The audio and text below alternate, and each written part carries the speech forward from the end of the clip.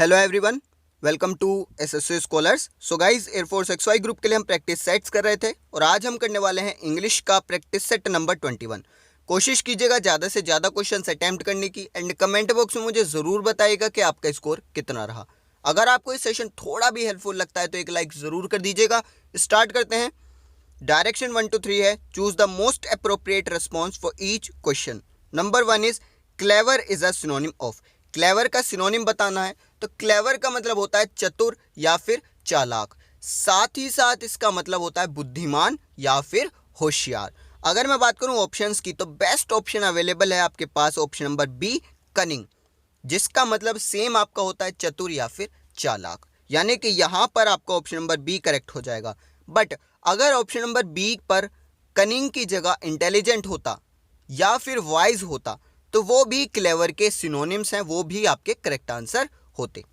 Then number 2 is the word constant means. Constant का मतलब बताना है। आप सभी जानते हैं कांस्टेंट का मतलब क्या है, कोई भी ऐसी चीज जो कि स्थिर है, ठीक है, उसमें कोई भी बदलाव नहीं होते, कोई भी चेंजेस नहीं होते, यानी कि वो फिक्स्ड है, यानी ऑप्शन नंबर डी आपका करेक्ट हो जाएगा, कांस्टेंट यानी fixed. Number 3 is the word opposite in meaning to confine is. Confine का अपोजिट बताना है, तो सबसे पहले कन्फाइन का मतलब जान लीजिए। इसका मतलब है प्रतिबंधित करना, यानी कि रेस्ट्रिक्ट करना। अब रेस्ट्रिक्ट का अपोजिट क्या हो जाएगा? परमिट। क्लियर? तो यानी कि कन्फाइन का अपोजिट क्या हो जाएगा? आपका परमिट हो जाएगा, यानी ऑप्शन नंबर ए आपका यहां पर करेक्ट आंसर हो जाएगा। इसके बाद डायरेक्शन 4 to 5 आपका है one word substitution. Number 4 is a place where ships load and unload goods, यानी कि एक ऐसी जगह जहां पर शिप्स यानी पानी के जहाज़ों पर जो है सामान को लोड किया जाता है या फिर अनलोड किया जाता है, उस जगह को क्या बोलते हैं? तो उसको बोलते हैं पोर्ट, यानी ऑप्शन नंबर ए करेक्ट होगा, बंदरगाह। ठीक है, पोर्ट का मतलब क्या होता है? बंदरगाह। Number 5 is being afraid of water और बीइंग नियर वाटर, यानी कि पानी से या पानी के आसपास होने से डर, उसको क्या नाम दिया जाता है? तो देखिए, डर के लिए आप सभी जानते हैं यहां पर यूज किया गया है सभी वर्ड्स में फोबिया। फोबिया का मतलब है डर। बात आती है वाटर की, तो वाटर के लिए यूज करेंगे एक्वा। सेंटेंस में जो आपका पूछा गया है आंसर क्या बन गया? Option number D, aqua phobia. Aqua यानी कि वाटर, पानी, फोबिया यानी कि डर, पानी से डर, एक्वा फोबिया। नंबर 6 आपका है स्पेलिंग टेस्ट। यहां पर आपको फाइंड आउट करना है एक ऐसा वर्ड जिसकी स्पेलिंग गलत है, मिसस्पेल्ड वर्ड है, सेम एज नंबर 7, इसमें भी आपको एक मिसस्पेल्ड वर्ड फाइंड आउट करना है जिसकी स्पेलिंग गलत है। सो वीडियो को पॉज कीजिए। नंबर 6 एंड 7 आपके लिए है, इनका आंसर मुझे कमेंट बॉक्स में जरूर बताइएगा। नंबर 8 आपका है the indirect speech of. Indirect speech बनानी है। सेंटेंस आपका क्या है? Where do you live said the stranger, ये आपका सेंटेंस है। अब एक चीज यहां पर बहुत ही क्लियर है कि जो आपका सेंटेंस है डायरेक्ट स्पीच का, वो आपका है सिंपल प्रेजेंट का। ठीक है, डू आया है यानी सिंपल प्रेजेंट का। अब जब आप इसका इनडायरेक्ट बनाएंगे तो सिंपल पास्ट टेंस में ये चेंज हो जाएगा। ठीक है, बिल्कुल क्लियर है। इसके बाद अब स्टार्टिंग कहां से होगी आपके इनडायरेक्ट स्पीच के सेंटेंस की? स्टार्टिंग होगी द स्ट्रेंजर से। ठीक है, और क्योंकि क्वेश्चन पूछा गया है तो या तो आएगा क्वेश्चन या फिर आएगा एनक्वायर्ड। तो अगर आप यहां पर ऑप्शंस देखें तो एनक्वायर्ड यहां पर दिया गया है। ठीक है, तो एनक्वायर्ड हो जाएगा the stranger enquired where I lived, यानी कि ऑप्शन नंबर ए आपका करेक्ट हो जाएगा। क्लियर? क्यों? क्योंकि यहां पर देखिए वर्ब की सेकंड फॉर्म का यूज किया गया है लिव्ड, जिससे कि ये सिंपल पास्ट का टेंस में जो है सेंटेंस बनता है और जो कि बिल्कुल करेक्ट है। अगर मैं बात करूं ऑप्शन नंबर बी की, तो ये गलत इसलिए है क्योंकि यहां पर एनक्वायर्स आया है। ठीक है, नंबर सी की बात की जाए तो यहां पर हैड बीन लिविंग कर दिया इन्होंने, यानी कि इन्होंने क्या किया? आपका पास्ट परफेक्ट कंटिन्यूअस का सेंटेंस बना दिया, इसलिए गलत हो गया। उसी तरीके से डी की अगर बात करूं तो पहली बात तो यहां पर एनक्वायर्स आया, दूसरी बात इन्होंने क्या किया? प्रेजेंट परफेक्ट कंटिन्यूअस का सेंटेंस बना दिया, तो इस वजह से ये आपका गलत होगा। ऑप्शन नंबर ए आपका सही आंसर हो जाएगा। Number 9 is what does the phrase to pick holes means. To pick holes एक फ्रेज है, इसका मतलब बताना है। तो देखिए, टू पिक होल्स यानी किसी भी चीज में जो छेद है उनको पिक करना। अब छेद का मतलब यहाँ पर क्या है? होल्स का मतलब क्या है? इसका मतलब है वीक पॉइंट्स, यानी किसी भी चीज में कोई वीक पॉइंट्स हैं, जो कमजोर बिंदु हैं, उनको फाइंड आउट करना, वो आपका कहलाएगा टू पिक होल्स, यानी ऑप्शन नंबर सी आपका यहाँ पर करेक्ट आंसर हो जाएगा। डायरेक्शन 10 to 11 आपका है sentence improvement. Number 10 is Suraj as well as his friends was arrested. तो यहाँ पर आप देख रहे हैं कि जो आपके दो सब्जेक्ट्स हैं, एक है सूरज और एक है his friends, as well as से जुड़े हुए हैं। अब अगर एज वेल एज से दो सब्जेक्ट्स या फिर दो नाउन्स जुड़ते हैं तो मैंने आपको बताया जो वर्ब आएगी उनके बाद में वो फर्स्ट सब्जेक्ट के अकॉर्डिंग आएगी, यानी कि यहाँ पर क्या है सूरज, तो सूरज के अकॉर्डिंग आएगी। सूरज क्या है, एक सिंगुलर है, एक सिंगुलर सब्जेक्ट है, एक सिंगुलर नाउन है, तो आपकी वर्ब भी सिंगुलर आएगी, जो कि यहाँ पर बिल्कुल करेक्ट लगी हुई है वॉज। अगर मैं अदर ऑप्शंस की बात करूं तो सभी प्लूरल हैं, इसीलिए सभी गलत हैं, यानी कि यहाँ पर कोई भी इंप्रूवमेंट की ज़रूरत नहीं है। ऑप्शन नंबर डी आपका करेक्ट हो जाएगा, नो इंप्रूवमेंट। देन नंबर 11 आपका है our company aims on help students with disabilities to live and study independently. ठीक है, तो यहाँ पर क्या है, देखिए यहाँ पर आपको ओन हेल्प जो है ये इंप्रूव करना है, और उससे पहले आपका आया एम। तो एम के साथ में या तो यूज की जाती है वर्ब की फर्स्ट फॉर्म या फिर यूज की जाती है वर्ब की फोर्थ फॉर्म, यानी कि वर्ब की आईएनजी फॉर्म।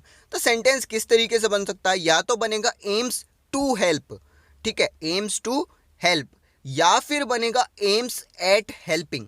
तो यहां पर अगर ऑप्शंस देखे जाएं तो यहां पर आपका सी ऑप्शन करेक्ट हो जाएगा, टू हेल्प। क्लियर, यहां पर आपका टू हेल्प करेक्ट हो जाएगा। अगर होता एट हेल्पिंग तो आपका ये भी करेक्ट हो जाता। यहां पर आपका सी ऑप्शन करेक्ट हो जाएगा, टू हेल्प। डायरेक्शन 12 to 15 आपका है fillers. Number 12 is each item was sold dash a pound. तो यहाँ पर क्या है, यहाँ पर सेंस ये देना चाह रहा है कि जो हर एक आइटम है, ईच आइटम जो है वो कितने का बेचा गया था, तो वो 1 पाउंड का बेचा गया था हर एक सामान। ठीक है, तो यहाँ पर आप बेसिकली क्या कर रहे हैं, आप रेट बता रहे हैं या फिर मैं कहूँगा किसी चीज़ की दर बता रहे हैं। तो रेट बताने के लिए हमेशा फॉर का यूज़ होता है, याद रखिए, यानी कि each item was sold for a pound, यानी कि ऑप्शन नंबर बी आपका करेक्ट हो जाएगा, 4। Number 13 is many national surveys dash that mall nutrition is common in developed countries. यानी कि काफ़ी सारे नेशनल सर्वेज से पता चला है कि जो माल न्यूट्रिशन है वो कॉमन है डेवलप्ड कंट्रीज़ में, जो कंट्रीज़ डेवलप हो चुकी हैं उनमें ये काफ़ी ज़्यादा कॉमन है। तो यहाँ पर देखिए नेशनल सर्वेज क्या करते हैं, नेशनल सर्वेज आपके सामने क्या करते हैं, इन्फॉर्मेशन को लाकर रख देते हैं। कुछ इन्फॉर्मेशन जो छुपी हुई रहती है आपसे वो आपके सामने आ जाती है। तो छुपी हुई इन्फॉर्मेशन को सामने लाना उसको क्या बोलते हैं, रिवील करना। ठीक है, यानी कि ऑप्शन नंबर बी आपका करेक्ट हो जाएगा, reveal. Many national surveys reveal. Number 14 आपका है neither Prerna nor Priya dash working on independence day. तो यहाँ पर तो बहुत ही सिंपल है, देखिए नाइदर नॉर से आपके दो सब्जेक्ट्स जुड़े हुए हैं, बट यहाँ पर कंफ्यूजन बिल्कुल नहीं होनी चाहिए क्योंकि दोनों ही सब्जेक्ट्स आपके क्या हैं, सिंगुलर। तो आपकी जो वर्ब आएगी वो भी सिंगुलर आएगी, यानी कि इज आपका करेक्ट आंसर हो जाएगा, ए ऑप्शन आपका करेक्ट हो जाएगा। नंबर 15 आपका है Sunaina said she is sick dash the whole business. तो यहाँ पर अगर मैं ऑप्शन नंबर बी को करेक्ट कर देता हूँ, ठीक है, यानी अगर मैं ऑफ यहाँ पर लगा देता हूँ तो आपका सेंटेंस बनेगा Sunaina said she is sick of the whole business. और सिक ऑफ का मतलब होता है टायर्ड ऑफ, यानी कि थक जाना या फिर ऊब जाना। यानी सुनैना ने क्या कहा कि वो इस पूरे बिजनेस से ऊब चुकी है, थक चुकी है, यानी ऑप्शन नंबर बी आपका यहाँ पर करेक्ट होगा। डायरेक्शन 16 to 17 आपका है active passive transformation. Number 16 is I rarely watch action movies, यानी कि मैं बहुत ही कम देखता हूँ एक्शन मूवीज, ये यहाँ पर बेसिकली सेंस निकलेगा। अब जब आप इसका पैसिव बनाएंगे तो देखिए सबसे पहले जो आपका मैं कहूँगा जो ऑब्जेक्ट है वो सब्जेक्ट बनता है। ऑब्जेक्ट क्या है, एक्शन मूवीज, तो ये आपका सब्जेक्ट बनेगा, यानी या तो ऑप्शन नंबर ए करेक्ट होगा या फिर ऑप्शन नंबर बी करेक्ट होगा। दूसरी चीज आप यहाँ पर देखिए जो आपका सब्जेक्ट है वो बनता है ऑब्जेक्ट। तो यहाँ पर सब्जेक्ट है आई, तो आई का ऑब्जेक्टिव केस क्या होता है, मी, ना कि माई सेल्फ। तो ऑप्शन नंबर ए आपका गलत हो गया क्योंकि माई सेल्फ यहाँ पर यूज हुआ है। ऑप्शन नंबर बी आपका करेक्ट हो जाएगा, action movies are rarely watched by मी।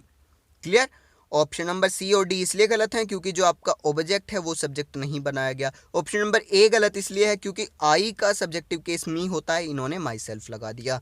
बहुत ही ज़्यादा क्लियर होगा, आई होप सो। नंबर 17 आपका है she ate the sweets greedily. Clear, अब यहाँ पर क्या है, यहाँ पर आपको इसका पैसिव बनाना है, तो किस तरीके से बनेगा, देखिए यहाँ पर फाइंड आउट कीजिए ऑब्जेक्ट को। ऑब्जेक्ट जरूरी नहीं है कि आपका जो सेंटेंस का लास्ट वर्ड है वो ऑब्जेक्ट हो, क्योंकि यहाँ पर देखिए ऑब्जेक्ट क्या है, द स्वीट्स। ठीक है, वो क्या खा रही थी, स्वीट्स। तो स्वीट्स एक ऑब्जेक्ट है, तो ये आपका स्टार्टिंग में आ जाएगा, सब्जेक्ट बन जाएगा, यानी आपका जो सेंटेंस स्टार्ट होगा वो किससे होगा, द स्वीट्स से। ऑप्शन नंबर ए गलत हो गया, बी गलत हो गया, सी गलत हो गया, यानी कि डी ऑप्शन आपका करेक्ट है। The sweets were eaten by her greedily. अच्छा, वर क्यों आया, वर इसलिए आया क्योंकि आपके सेंटेंस में आया एट, यानी वर्ब की सेकंड फॉर्म, पास्ट टेंस का सेंटेंस है, इसलिए हमने वर का यूज किया है। क्लियर। देन नंबर 18 आपका है, give the feminine of the given word, यानी कि आपको क्या है, एक मैस्कुलाइन नाउन दे रखी है और आपको इसका फेमिनाइन बनाना है, यानी कि एक मेल पर्सन दे रखा है और आपको बताना है कि फीमेल को क्या नाम दिया जाता है। तो वर्ड आपका है विजार्ड। विजार्ड का मतलब क्या होता है, इसका मतलब होता है जादूगर। विजार्ड यानी कि जादूगर, और जादूगर का फेमिनाइन क्या होगा, जादूगरनी। अब जादूगरनी को इंग्लिश में क्या बोलते हैं, तो इसको इंग्लिश में बोलते हैं विच, यानी ऑप्शन नंबर बी आपका करेक्ट हो जाएगा। विजार्ड का फेमिनाइन क्या होगा, विच, यानी जादूगरनी।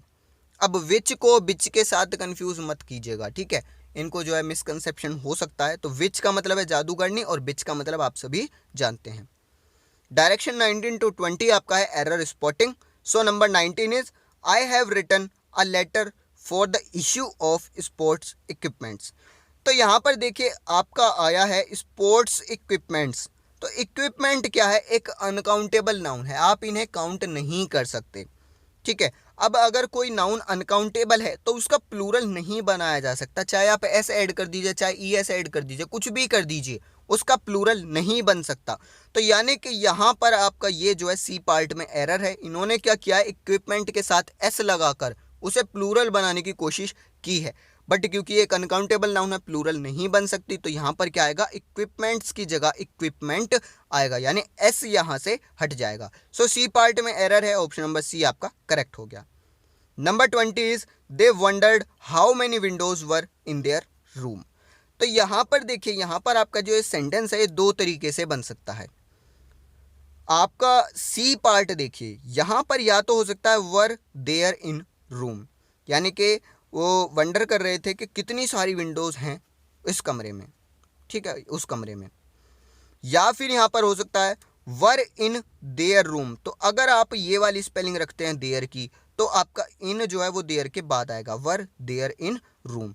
अगर आप देयर की स्पेलिंग चेंज कर देते हैं, THEIR वाला देयर कर देते हैं, तब आपका बनेगा वर इन देयर रूम। तो या तो आपके देयर की स्पेलिंग में गलती है, या फिर आपका इनका जो पोजीशन है वो आपको चेंज करना होगा। बेसिकली आपको इस चीज़ पर ध्यान नहीं देना, आपको सिर्फ इतना ध्यान देना है कि सी पार्ट में एरर है, सी ऑप्शन आपका करेक्ट हो गया।